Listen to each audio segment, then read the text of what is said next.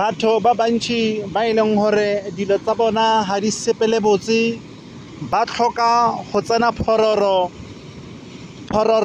ke engwe ya dilo tse ileng hore di dira hore batho ba ileng ba loya ke bo mama goba batho ba ileng ba loya ke bo papa he ba ka tsena diphororo ditlhare tsele tsa mamahao tsa hore o mmerekele o moahele ntlu o ska ba le bana di khona go fetoga lefela ka lebitso la morena Jesu Kristo wa Nazareta.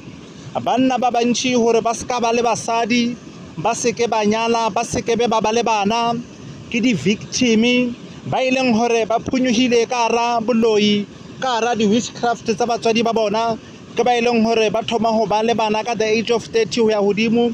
Ba bangwe ke mabaka a thuto ba bangwe ha se mabaka a thuto ke mabaka fela a di witchcraft tsa ka mahae. Ba bang e sale di victim ba na le 40 years ha bana bana. Why? Because mama hao o nyaka salary ya hao hoba moholo wa hao o batla o mmerekele o batla hore o ska ba le motse. Batho ba bantši tshwantse ba tsokomo ba bona motho tshwantse a tsoka hae a yo hira hoba a tlhome mokhukhu hoba a thome bophelo bo fya somewhere.